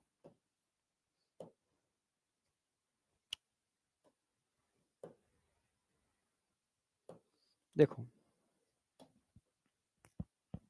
आपने कभी सोचा कि बच्चे का जब जन्म होता है तो कॉन्ट्रैक्शन होते हैं, होते हैं ना, हाँ, बच्चे का जब जन्म होता है तो बॉडी के अंदर कॉन्ट्रैक्शन होते हैं, ठीक है, और मेंस्ट्रुअल साइकिल रुकी हुई होती है, यस या नो, ये जानते हो नहीं जानते हो, यूट्राइन कॉन्ट्रैक्शन और मेंस्ट्रुअल साइकिल रुकी हुई होती है, यानी कॉन्ट्रैक्शन जन्म के टाइम पर होते हैं, यानी ड्यूरिंग प्रेगनेंसी कॉन्ट्रैक्शन नहीं होते, ड्यूरिंग प्रेगनेंसी मेंस्ट्रुअल साइकिल नहीं चलती, आखिर क्यों, तुम में से कोई है जो बता सकता है। जो 9 मंथ का पीरियड होता है उस दौरान मेंस्ट्रुअल साइकिल नहीं चलती, नेचर पूरा ध्यान रखती है, क्योंकि उसमें बच्चे को केयर करनी बहुत जरूरी है, और उस 9 मंथ के पीरियड में कॉन्ट्रैक्शन भी नहीं होते, कॉन्ट्रैक्शन हो गए तो इमेच्योर बच्चा ही बाहर आ जाएगा सच्चू। तो नेचर ने पूरा ध्यान रखा है कि जब 9 मंथ पूरे हो जाएंगे तभी ये प्रक्रिया इंड्यूस होगी। क्योंकि एक्चुअल में उस बच्चे की जो रियल मदर है, जो उस बच्चे को केयर कर रही है, वो उसकी माँ केयर नहीं कर रही है। माँ के ऊपर तो पैरासाइट है, यूटिलाइज कर रहा है माँ को वो। एक्चुअल में ड्यूरिंग प्रेगनेंसी उसकी जो मदर है वो एक हार्मोन है प्रोजेस्टेरॉन। प्रोजेस्टेरॉन पूरा प्रोटेक्ट कर रहा है उसको, मदर चली जाए, मदर मर जाए, पर प्रोजेस्टेरॉन बच्चे पर आंच नहीं आने देगा। इसलिए कहते हैं बच्चे की यानी ड्यूरिंग एम्ब्रियोनिक लाइफ जो मदर है वो प्रोजेस्टेरॉन है। जब तक प्रोजेस्टेरॉन है बच्चे का कोई बाल भी बांका नहीं कर सकता। ऐसे ही मदर की भी एक मदर होती है। मदर की मदर कौन होती है? Estrogen. Yes, estrogen hormone mother की मदर है। यानी एस्ट्रोजन जो हार्मोन जब तक मदर के साथ है, मदर का कोई भी बाल भी बांका नहीं कर सकता। तभी तो मैं कहता हूं मेनोपॉज के बाद मदर साथ छोड़ देती है, समझ रहे हो ना? तब एक्चुअल में वो फीमेल वीक हो जाती है, ठीक है। और ऐसे ही बच्चा जब 9 मंथ तक का होता है तब तक तो प्रोजेस्टेरोन साथ देता है, पर 9 मंथ होते ही प्रोजेस्टेरोन अचानक से डाउन हो जाता है, तब उसको बाहर आना पड़ता है। ये पूरी अल्टीमेट मैकेनिज्म है। यानी जब तक प्रोजेस्टेरोन भरा हुआ है तब तक ना तो यूट्राइन कॉन्ट्रैक्शन हो सकते हैं और ना ही मेंस्ट्रुअल साइकिल चल सकती है। क्यों? क्योंकि बढ़ा हुआ progesterone GnRH gonadotrophin releasing hormone को निकलने ही नहीं देगा। समझ रहे हो ना मेरी बात? यानी यहां पर अगर मैं प्रोजेस्टेरोन की बात करता हूं, समझना,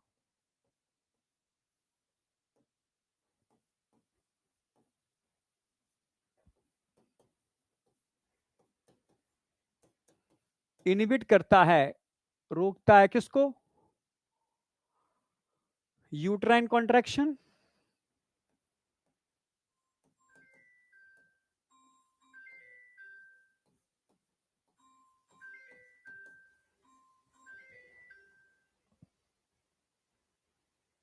यूट्राइन कॉन्ट्रैक्शन को रोकता है।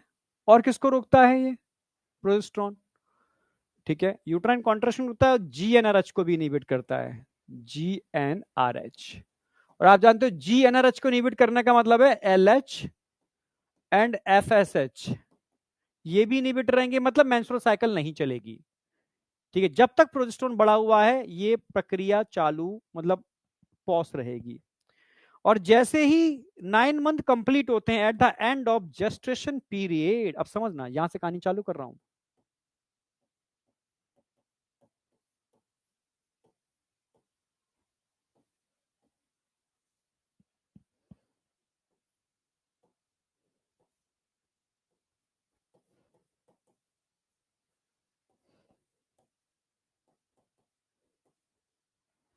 At the end of gestation period, यानी 9 मंथ का समय पूरा होगा,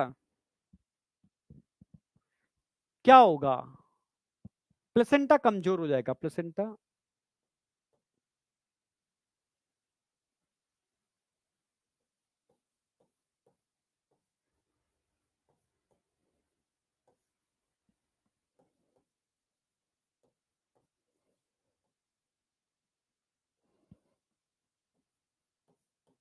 वीक हो जाएगा। जैसे कोई फल पक जाता है तो उसकी स्टेम कमजोर हो जाती है, ठीक है। ऐसी प्लेसेंटा स्टेम है उस बच्चे की। भाई एक पेड़ है, पेड़ पर कोई फल लगा हुआ है, जब फल पक जाएगा तो उसकी स्टेम कमजोर हो जाएगी।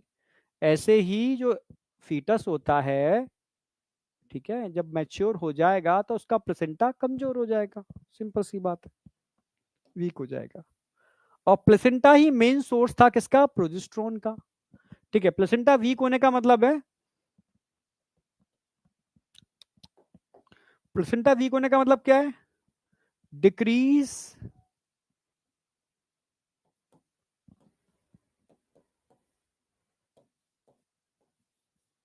Level of progesterone.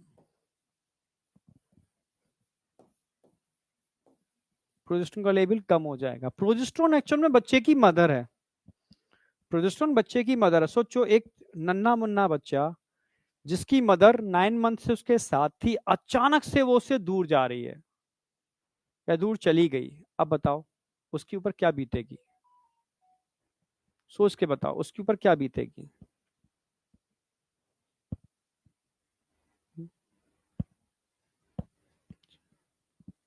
ठीक है। डिक्रीज लेवल ऑफ प्रोजेस्टेरॉन,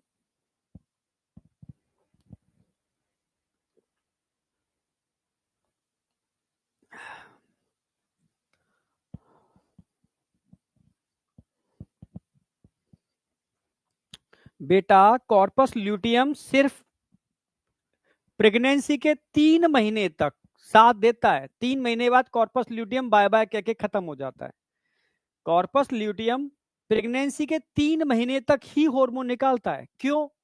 क्योंकि वो प्लेसेंटा को बनने का टाइम देता है कि 3 महीने तक प्लेसेंटा तू अच्छे से बन जा, मैं 3 महीने तक कोशिश करूंगा इस बच्चे को मेंटेन करने का, प्रोजेस्टेरॉन भी निकालूंगा, एस्ट्रोजन भी निकालूंगा, ठीक है। 3 महीने तक मेरी लास्ट उम्र 3 महीने है, 3 महीने बाद मुझे जाना होगा। तो तब तक प्लेसेंटा बन जाता है, फिर कॉर्पस ल्यूटियम डीजनरेट कर जाता है, उसकी उम्र होती ही है 3 महीने, ठीक है। 3 महीने तब होती है जब प्रेगनेंसी कंसीव हो जाए, प्रेगनेंसी कंसीव नहीं हो तो 14 दिन होती है, खत्म हो जाता है 14 दिन के अंदर, ठीक है। हाँ, प्रेगनेंसी कंसीव होने पर, ठीक है, 3 महीने तक वो चलता है, ठीक है। हाँ, फर्स्ट टाइम स्टोर तक चलता है, ऐसे याद रखो, ठीक है। समझ रहे हो? हाँ, तो वो तो नहीं है, बताओ।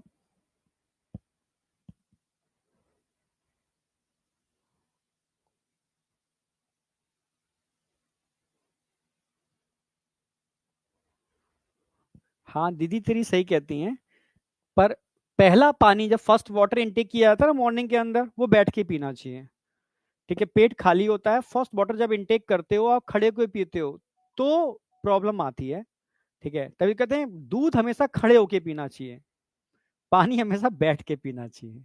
यस। तो मैं बात कर रहा हूँ इसकी, दिन में कितना पानी पीना चाहिए, तुम कितनी जल्दी डाइवर्ट हो जाते हो, ठीक है। दिन में थोड़ा थोड़ा करके 4-5 लीटर पानी कम से कम पीना चाहिए भाई। पानी पियोगे तो बीमार नहीं पड़ोगे, जितना भी टॉक्सिक चीजें निकलती रहेंगी, ठीक है। पानी नहीं पियोगे तो प्रॉब्लम आ जाती है, मैं इसकी बात कर रहा हूँ, यहाँ बात करो। जब मदर साथ में नहीं होती ना, तब चलते हुए ऑर्गन भी डिजेनरेट कर जाते हैं इंसान के, समझ रहे हो ना मेरी बात? हाँ, ये तो नन्ना मुन्ना बच्चा है, ठीक है।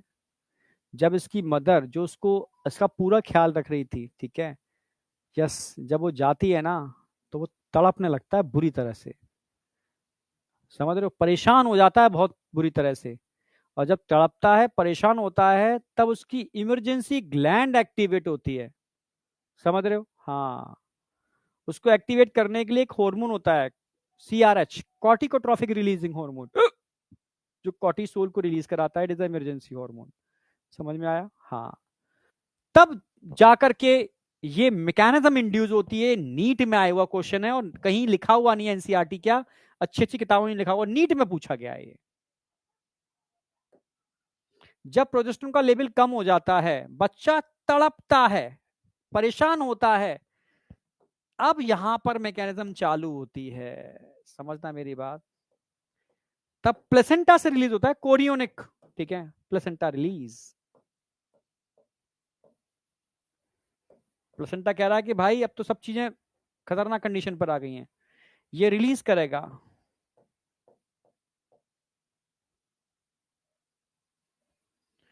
कॉर्टिकोट्रॉफिक releasing hormone, releasing hormone RCH, ये वो हार्मोन है, ये वो स्टेप है जो इस मैकेनिज्म को इंड्यूस कराता है। ये नीट में आया हुआ क्वेश्चन है, सोचो, इतनी डीप लेवल पर, ये किसी किताब में नहीं लिखा हुआ। ये मैकेनिज्म मतलब जो एम्ब्रियोलॉजी की एमबीबीएस की सुपर बुक्स है, वहां का मैकेनिज्म को मैंने मतलब 100-150 पेज का मैकेनिज्म है पूरा डिटेल्ड में, उसको मैं 2-3 पीपीटी में स्लाइड में कन्वर्ट कर रहा हूँ, ठीक है। तुम डिटेल में पढ़ना है एमबीबीएस में, ठीक है। तो प्लेसेंटा रिलीज करता है CRH, कॉर्टिकोट्रॉफिक रिलीजिंग हार्मोन, ठीक है, जो इट इज इमरजेंसी हार्मोन। जो एडिनो कॉर्टिकोट्रॉफिक, आप समझते हो ना, कॉर्टिकोट्रॉफिक रिलीजिंग हार्मोन क्या काम करते हैं? और भाई हाइपोथैलेमस से निकलते हैं नॉर्मल केस में, पिट्यूटरी को इंड्यूस करते हैं क्या निकालने के लिए? एडिनोकॉर्टिकोट्रॉफिक हार्मोन रिलीज करने के लिए। एडिनोकॉर्टिकोट्रॉफिक हार्मोन क्या काम करते हैं? एड्रिनल कॉर्टेक्स को इंड्यूस करते हैं कॉर्टिसोल को निकालने के लिए, इट इज इमरजेंसी हार्मोन, ठीक है। अगर तुम्हें याद है तो ये निकलना चालू हो जाएगा CRH, कॉर्टिकोट्रॉफिक रिलीजिंग हार्मोन। ये सीधा फीटस में आगे लिखता हूं, यहां जगह कम है, CRH, कॉर्टिकोट्रॉफिक देखो सीधा स्टिमुलेट किसको करता है, ये स्टिमुलेट करता है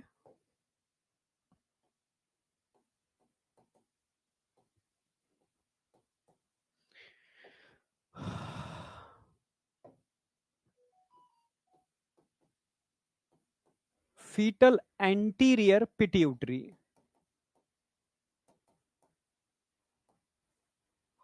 और एंटीरियर पिट्यूटरी से एक हार्मोन निकलता है, आप जानते हो,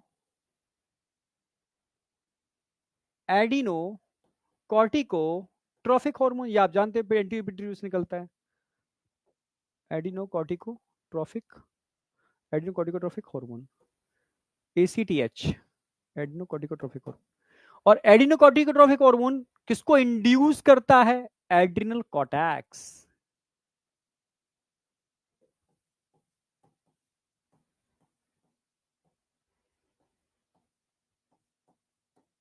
और एड्रिनल कॉर्टेक्स से, यस, कॉर्टेक्स से आप जानते हो कॉर्टिसोल भी निकलता है, कॉर्टेक्स से सेक्स कॉर्टिकॉइड्स भी निकलते हैं, यस, कॉर्टेक्स से कॉर्टिसोल भी निकलता है और कॉर्टेक्स से सेक्स कॉर्टिकॉइड्स भी निकलते हैं, ठीक है। सेक्स कॉर्टिकॉइड में मैंने बताया था ADHA, ठीक है, याद हो तुम्हें, नहीं, हाँ AD एडिनोको DHEA डिहाइड्रो एपी एल्डोस्ट्रोन, ठीक है। एड्रेनल कॉर्टेक्स, एड्रेनल कॉर्टेक्स के दो पार्ट होते हैं, इनसे दो हार्मोन निकलेंगे, एक तो कॉर्टिसोल निकलेगा,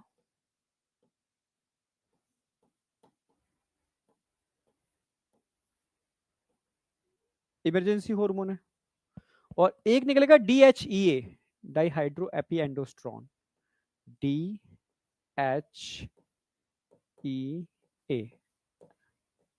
एक एंड्रोजन है।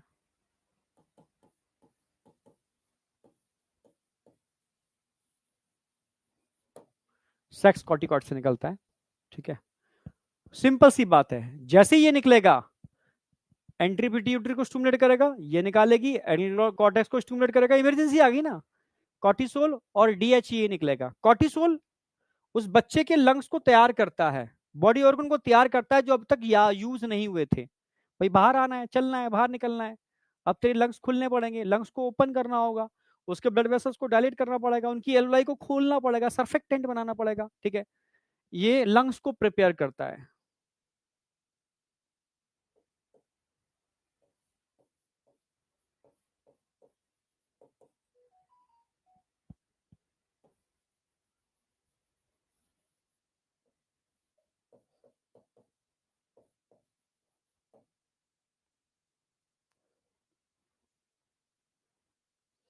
अच्छा, DHEA क्या काम करेगा, ये एक्चुअल में एक ऐसा हार्मोन है, एंड्रोजन है, बड़ा समझना, मतलब बहुत सारी चीजें ऐसी हैं जो तुम थोड़ा MBBS करोगे और तुम चीजें कोरिलेट कर पाओगे, ठीक है।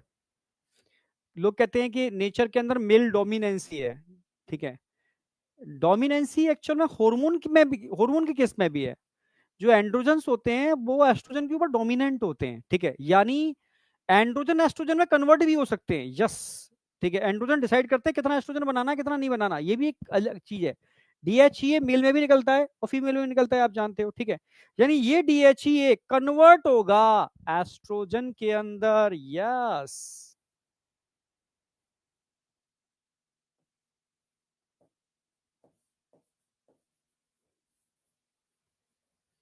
यानी अब यहां पर क्या हो रहा है, ये बहुत इंपॉर्टेंट, बहुत इंपॉर्टेंट, मतलब कई जगह बड़े बड़े एग्जाम में पूछा गया है, प्रेगनेंसी कब खत्म होती है या पार्चुरेशन कब इंड्यूस होता है, जब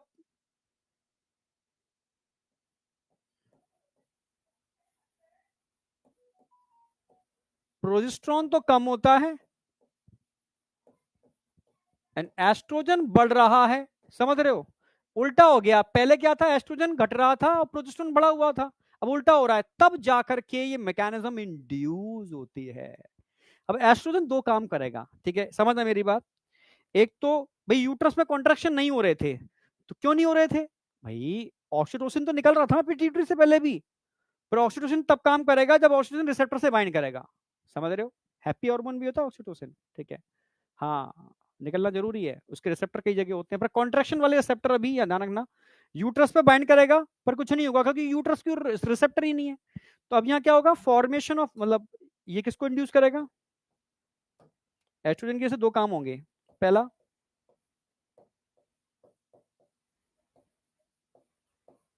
formation of oxytocin receptor on uterine wall. अभी तक नहीं बने थे, तभी तो कॉन्ट्रैक्शन नहीं हो रहे थे, समझ रहे हो। हाँ, जब ये प्रोजेस्टेरोन कम होता है तब ये बनता है, तब जाकर के ये क्या करता है, हाई मात्रा में बनता है, ये इसके रिसेप्टर बनाता है, तब कॉन्ट्रैक्शन चालू होगा। ठीक है, और क्या काम करेगा इसके अलावा, इंक्रीज प्रोस्टाग्लैंडिन हार्मोन इन यूट्राइन वॉल। और प्रोस्टाग्लैंडिन बता चुका हूं मैं क्या काम करता है, स्मूथ मसल्स में कॉन्ट्रैक्शन कराता है। तो स्टार्टिंग में एक प्रोस्टाग्लैंडिन के लेवल को बढ़ाता है, क्योंकि प्रोस्टाग्लैंडिन जब बढ़ेंगे ना यूट्रस में कॉन्ट्रैक्शन होगा, झटके से झटका कॉन्ट्रैक्शन लगेगा, इससे फीटस क्या करता है, नीचे की तरफ पुश करता है, तो उसका सर फीमेल की सर्विक्स से टकराता है, इसको बोलते हैं फीटस इजेक्शन रिफ्लैक्स। हाँ बेटा, DHEA, ठीक है, DHEA, ठीक है, समझ में आया। तो ये प्रोस्टाग्लैंडिन हार्मोन है ना जो यूट्राइन वॉल में बढ़ रहे हैं, ये फीटस इजेक्शन रिफ्लेक्स के लिए रिस्पॉन्सिबल होंगे। यस, इनकी वजह से क्या होगा, माइल्ड कॉन्ट्रैक्शन, ये प्रोस्टाग्लैंडिन जो हार्मोन है ना, ये क्या काम करेंगे, माइल्ड कॉन्ट्रैक्शन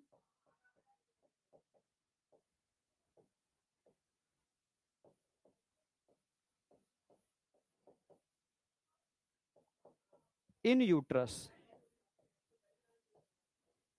इसकी वजह से होगा फीटस इजेक्शन रिफ्लेक्स।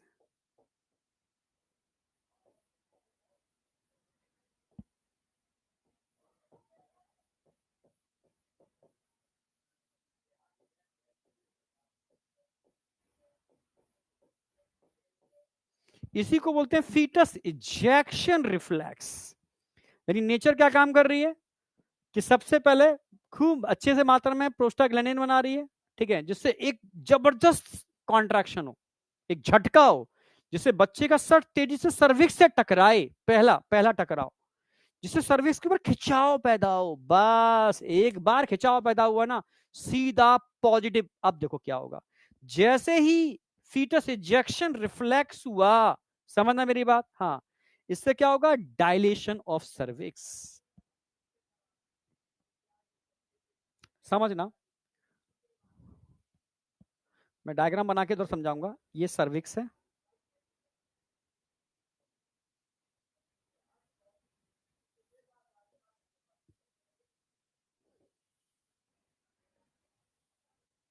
ये यूट्रस था, ये बच्चे का सर है, बच्चे का धड़ है,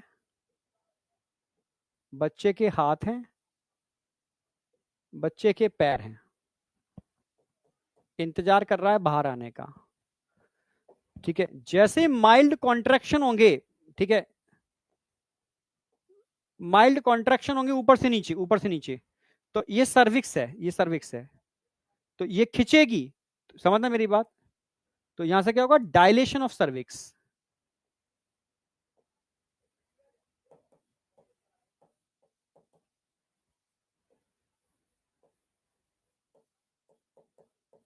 डायलेशन ऑफ सर्विक्स, जैसे ही सर्विक्स डायलेट करेगी, खिंचाव पैदा होगा, सीधा सिग्नल न्यूरॉन से जाएगा हाइपोथैलेमस के पास,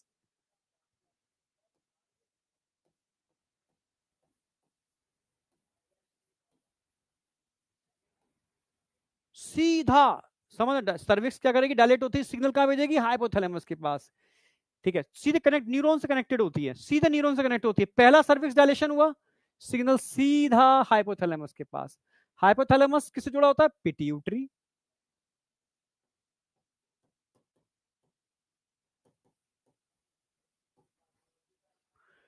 आप जानते हो हाइपोथैलेमस से क्या निकलेगा,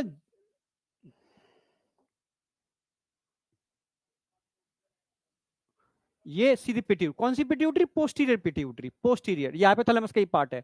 तुरंत ये क्या निकालेगी पोस्टीरियर पिट्यूटरी? आप जानते हो ऑक्सीटोसिन।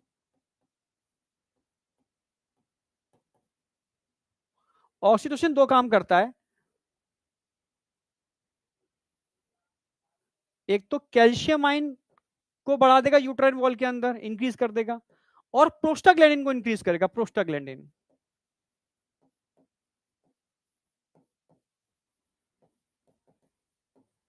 जैसे ही यूट्रस की वॉल के अंदर कैल्शियम और प्रोस्टाग्लैंडिन बढ़ेंगे, फिर क्या होगा? स्ट्रॉन्ग कॉन्ट्रैक्शन इन यूट्राइन वॉल।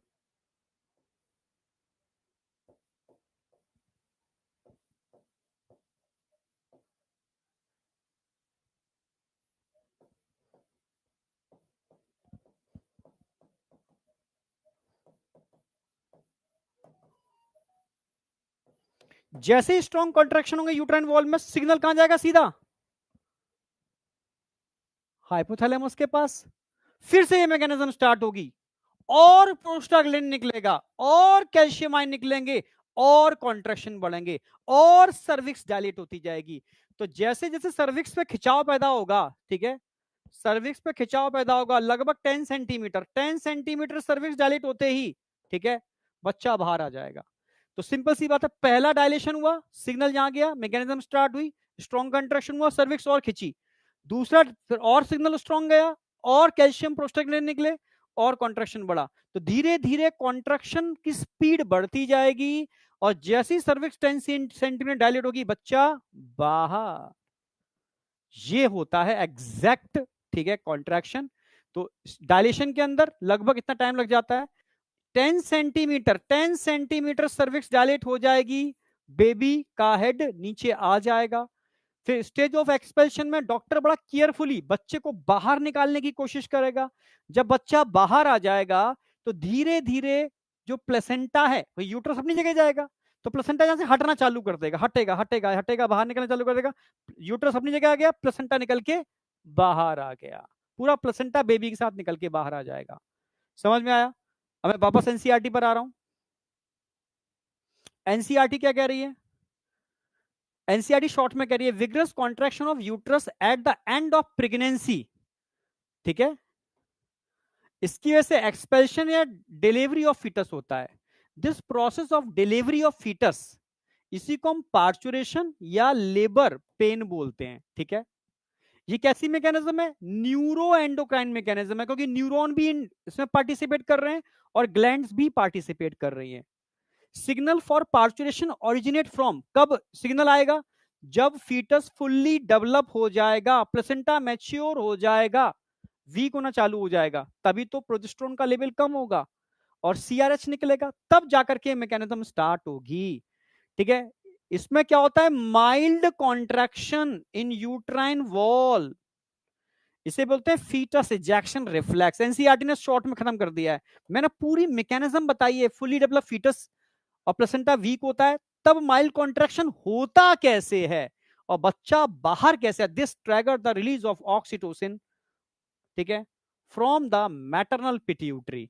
और ये ऑक्सीटोसिन क्या काम करता है आप जानते हो? ये ऑक्सीटोसिन धीरे धीरे धीरे धीरे कैल्शियम और प्रोस्टाग्लैंडिन के लेवल को बढ़ाएगा, कॉन्ट्रैक्शन और बढ़ेंगे और बढ़ाएगा और बढ़ेंगे, और बच्चा बाहर। जब बच्चा बाहर आएगा बेटा, तो साथ में प्लेसेंटा और अम्बिलिकल कॉर्ड भी आ जाएगी।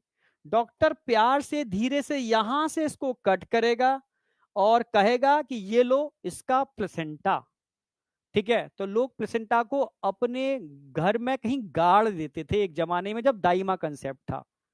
कहते हैं तेरा नड़ा गड़ा है इस घर में क्या? नड़ा का मतलब होता है प्लेसेंटा, ठीक है। तो कहते हैं भाई तेरा ही घर है ये, ठीक है। तो ये पूरा प्लेसेंटा, ये प्लेसेंटा है, ये अम्बिलिकल कॉर्ड है, यहाँ से कट कर दिया जाता है और एक प्यारे से साफ सुथरे बेबी को मम्मा की गोद में रख दिया जाता है। तो भाई बच्चा आ गया, ठीक है। तो समझ में आई मैकेनिज्म या नहीं आई? प्रॉपर बहुत कंसेप्चुअल समझाने की कोशिश की है, ठीक है, समझ रहे हो? अब तुम्हारा मन करे तो मिठाई खाओ, तो तुम्हारा मन करे तो मिठाई बंटवाओ, नहीं आया क्या? आज चैप्टर आपका एंड हो जाता है, ठीक है। नेक्स्ट वीक मैं मिल रहा हूं एक नए चैप्टर के साथ, उसमें 3 ही लेक्चर लगेंगे, पहले बोल दे रहा हूं मैं। रिप्रोडक्टिव हेल्थ ओनली 3 लेक्चर का है, मैं 2 का ही है वैसे, मैं 3 में कराऊंगा आराम से, ठीक है। यानी नेक्स्ट वीक रिप्रोडक्टिव हेल्थ जो बहुत कंसेप्चुअल है, समझने का है, ठीक है, वो मैं खत्म कराने वाला हूं। यानी इस वीक के बाद जो अगला वीक आएगा उसके अंदर पूरा ह्यूमन रिप्रोडक्शन आपके सिलेबस में है, टेस्ट के अंदर, वो आपको अच्छे से करना है। समझे या नहीं समझे?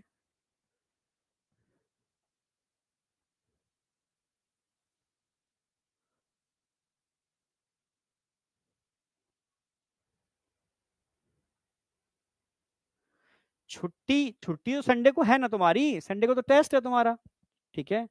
संडे को तो टेस्ट है, आली टेस्ट दो ना। छुट्टी तो है ही संडे को तुम्हारी, टेस्ट देना है तुम्हें, टेस्ट दे करके निकल जाओ, तुम्हें मूवी देखनी है देख लो, ठीक है।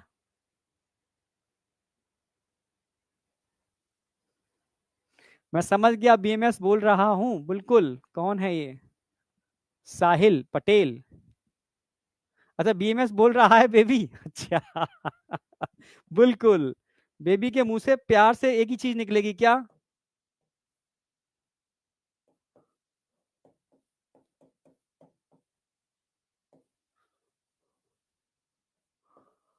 सर ब्रेन में सेट हो गया। आई या नहीं आई? तो मिलते हैं बेटा नेक्स्ट वीक, ठीक है, एक नए चैप्टर के साथ, और वीक में चैप्टर एंड भी करूंगा, ठीक है। 3 लेक्चर हैं, ठीक है, छोटा चैप्टर है, और वहीं याद करा दूंगा सारे चैप्टर को मैं, ठीक है। Thank you, all the best. तुरंत ही मैं, तरुण सर एक भी संडे खाली?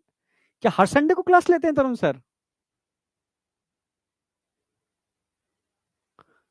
ओके, उनसे कहो ना सर कभी कभी ले लिया करो, ठीक है। बच्चों को थोड़ा सा तो समझ रहे हो, बख्श दो। हाँ संडे टेस्ट का है, और थोड़ा सा तुम थोड़ा एंजॉय भी कर लिया करो, ठीक है। शाम के टाइम 1 आध घंटा घूम आए थोड़ा सा, ठीक है, रिलैक्स कर लिया संडे वाले दिन, सिर्फ संडे वाले दिन, समझे? भाई मैं अपनी क्लास के लिए बोल सकता हूँ, ठीक है, अपनी क्लास के लिए, और रिमेनिंग क्लास के लिए तो टीचर अपना अपना, भाई तुम्हारा टीचर देखो, बच्चे का और टीचर का कॉम्बिनेशन अलग है, उसमें किसी तीसरे को पढ़ना नहीं चाहिए, मेरे तुम्हारे बीच में किसी और को नहीं पढ़ना चाहिए, तुम्हारे और टीचर के बीच में मुझे नहीं पढ़ना चाहिए, मतलब सब एक एक रिलेशनशिप ही अलग होता है, समझ रहे हो? तुम्हारी प्रॉब्लम होगी मैं सॉल्व करूंगा, मेरे से रिलेटेड होगी, ठीक है। एसीपी से रिलेटेड होगी वो सॉल्व करेंगे, तरुण से रिलेटेड होगी वो सॉल्व करेंगे, और सर्विस से रिलेटेड होगी वो सॉल्व करेंगे, ठीक है। मैं बोल दूंगा, ठीक है, पर इफेक्ट तुम्हारे बोलने से आएगा, ठीक है। ओके, ठीक है। तो सर थोड़ा सा तो, ठीक है, कभी कभी चलता है, कभी कभी तो ठीक है ना। चलो वैसे देखो मुझे ये लग रहा है शायद सर को भी सोच रहे होंगे दिसंबर तक करा दें, जिससे कि बच्चों का रिवीजन करा पाए, मुझे जो लग रहा है, ठीक है, जिससे कि तुम्हारा प्रॉपर रिवीजन अच्छे से हो जाए। हम बस ये टारगेट लेके चलते हैं कि जनवरी फरवरी मार्च अप्रैल इन 4 महीने में कम से कम 4 बार पूरे सिलेबस का रिवीजन करा दिया जाए, कम से कम 4 बार, अलग अलग तरीके से, क्वेश्चंस की फॉर्म में, इस फॉर्म में, उस फॉर्म में, ठीक है। अभी सिर्फ पढ़ाई पर फोकस करो, ठीक है, समझे? चलो मिलते हैं, ठीक है, ऑल द बेस्ट, बाय बेटा। एग्जैक्ट टाइम में खत्म हो गया मुझे लग रहा है लेक्चर, हाँ अब जाने वाला भी है, ठीक है। हर वेटनसडे और थर्सडे में से किसी एक दिन मैं लाइव आ रहा हूं चैनल पर, कल भी आया था, आप ही लोग नहीं आए थे, ठीक है। यस, बहुत सारी चीजें डिस्कस भी की हम लोगों ने जो नेक्स्ट टारगेट से रिलेटेड है, ठीक है। कल सैटरडे है, ठीक है, हाँ कल सैटरडे है कल, ठीक है। एंडोक्राइन चैप्टर पूरा एंड कर लो, जिससे कि संडे को आप मेरा वाला टेस्ट भी दे पाओ। पहले आप दोगे ये वाला टेस्ट, पूरा टेस्ट जो आपका फुल टेस्ट है ना, जुलॉजी बॉटनी फिजिक्स केमिस्ट्री का, फिर इवनिंग में आप मेरे 45 क्वेश्चन दे देना तसल्ली से, वो ओनली प्रैक्टिस के लिए हैं, वो टेस्ट नहीं है, ओनली फॉर प्रैक्टिस 45 क्वेश्चन जो इन चारों चैप्टर को एकदम कंसाइज करेंगे, ठीक है। हाँ वेडनेसडे को मैं इसका डिस्कस कर लूंगा आपसे, ठीक है, जिससे कि अगले मंडे से, मतलब जो मंडे आएगा उससे हम लोग अगले टारगेट पे काम करना चालू कर देंगे, ठीक है। Thank you, all the best बेटा, नेक्स्ट वीक मिलते हैं, ठीक है, bye bye bye bye bye. चलो ये तो खत्म ही हो गया।